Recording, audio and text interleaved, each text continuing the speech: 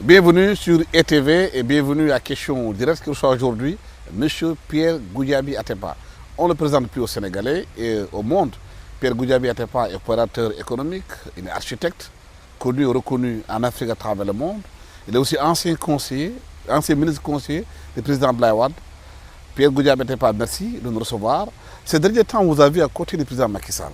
Il y a eu beaucoup de spéculations. Les gens disaient que vous étiez vous regardez en chien de faïence. Et là, on vous voit avec Macky Sall au Tchad, un peu partout, avec sa visite africaine. Qu'est-ce qu'il explique? Bien, d'abord Alassane, je vous remercie pour cette invitation que j'ai acceptée avec plaisir parce que ça fait très longtemps qu'on n'a pas discuté tous les deux. Et Absolument. vous savez que j'aime bien échanger avec vous. Merci.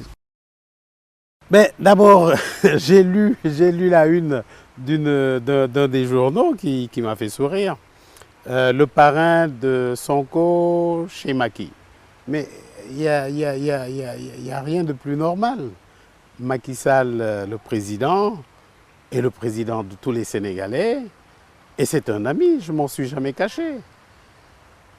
Donc, si je veux qu'il m'accompagne, parce que dans ce cas, c'est lui qui m'a accompagné, hein, pour voir comment approfondir les relations que nous avons économiques, hein, que nous avons avec le Tchad, pourquoi pas. Il y a également qu'il sait que je connais pratiquement tous les acteurs tchadiens qui cherchent, à juste raison, une issue heureuse à leurs problèmes. Je le fais avec beaucoup de plaisir et j'essaie de le faire avec peut-être un peu d'efficacité. Donc c'est tout à fait normal et je dois dire que je n'ai jamais eu de vrais problèmes avec le président Macky Sall. Bon, il sait que je ne suis pas de son parti, mais moi je ne suis d'aucun parti. Moi, mon parti, c'est le Sénégal. Parce que certains Sénégalais vous ont vu en 2009 accompagner M. Ousmane Sonko dans sa... Il vous a visité, vous l'avez rencontré, vous l'avez amené chez le président Abdoulaye Wade. Oui. Et beaucoup pensaient que vous êtes un soutien sûr de M. Ousmane Sonko. Mais je suis toujours un soutien, pas sûr, très sûr de M. Sonko, parce que nous partageons certains points de vue. Il y a également beaucoup de points de vue sur le plan du développement du Sénégal que je partage avec le président Macky Sall. Je vais vous donner un exemple. Vous savez, moi, d'abord, je veux éclaircir le débat. Aujourd'hui, à mon âge, j'ai 75 ans. J'estime que je devrais être un pont entre les différents acteurs qui chercheraient un peu de sagesse.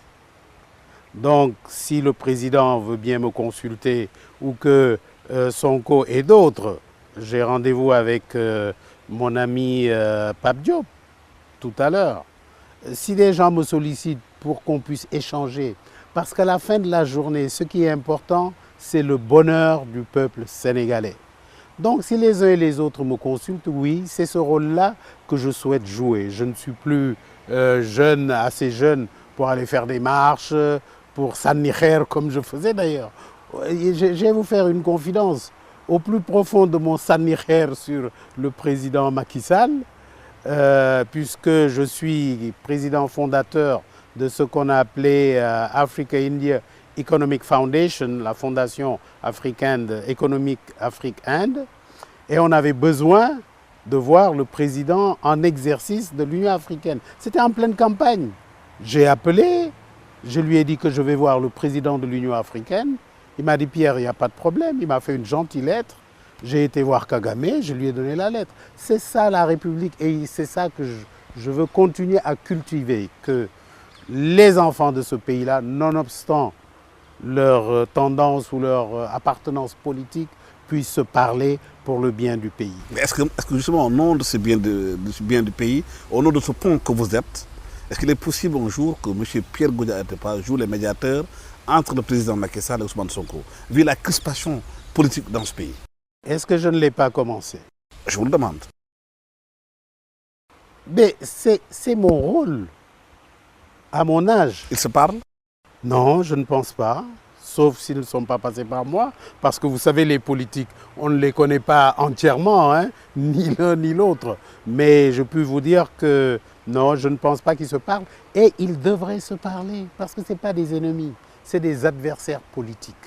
Ils devraient se parler. Et encore une fois, si je peux jouer ce rôle-là, je le ferai. Mais mieux que ça, moi, je me prends comme un acteur du développement. Je vous ai expliqué que mon rêve, c'est d'éradiquer la pauvreté au Sénégal et dans la partie de l'Afrique où nous nous trouvons. Au moins ça. Et pour cela, j'ai des projets structurants dont je ne peux pas discuter, excusez-moi, avec tout le monde. Quand je parle, par exemple, notre dernière conversation, ce n'est pas un secret parce que je vais sortir un article lundi avec le président, c'est quoi? Je lui ai dit, Monsieur le Président, le BRT, c'est très bien et j'applaudis. Mais je pense qu'il faut peut-être, puisque les tracés sont déjà faits, il faut peut-être le convertir en tramway. Il y a un système de tramway qu'on appelle TRL, je ne sais pas quoi, en anglais, Light Rail System, qui devrait pouvoir remplacer les bus et les mettre dans des trains. C'est beaucoup plus cher, bien sûr, et ça prendra encore 1 an et demi. Et nous en avons discuté pendant 1 heure de temps. J'espère que je vais parvenir à le convaincre. C'est de ces choses-là que nous parlons et c'est ça qui est important. Il y a également, par exemple, nous avons parlé de ma fameuse route de l'acier et de l'aluminium. D'ailleurs, pour la petite histoire, quand je l'ai présentée, il y a 3 ans, je crois, Sonko était présent. Après, il m'a envoyé un message pour me dire s'il y a un projet sur lequel je suis prêt à m'asseoir devant le président, c'est bien celui-là, ce projet de la nouvelle route de l'acier et de l'aluminium. De quoi s'agit-il? Et excusez-moi de répéter parce que je le dis tout le temps. Nous avons découvert du gaz en qualité et en quantité. Nos amis de Guinée, Conakry pour prendre les premiers, c'est les premiers exportateurs de bauxite au monde. Le port de Kamsar est à 500 km du port minéralier de Dakar. Pourquoi ne pas prendre une partie de cette bauxite-là et la transformer au port de Dakar? Bien sûr, nous en avons parlé. Il est même allé plus loin. Mais je terminerai d'abord l'Alliance et la route. Un peu plus loin, à 800 km d'ici, vous avez le port de Pepel, en Sierra Leone. Le port de Pepel, nous, nos réserves en minerai de fer, c'est 750 millions de tonnes. Eux, dans une seule mine, ils ont 12 milliards de tonnes. Ils sont à 800 km. Donc, si on fait un pont entre eux et nous pour qu'ils nous amènent le minerai de fer, au lieu que ça fasse 15 000 km pour aller être transformé, ferait que 850 km. Et Dakar, enfin le Sénégal, on veut le mettre vers Potou, le Sénégal serait un hub minéralier. Alors, mieux, je l'ai dit pendant ma fameuse campagne aux élections. Je vous ai dit que mes lunettes, c'est du pétrole.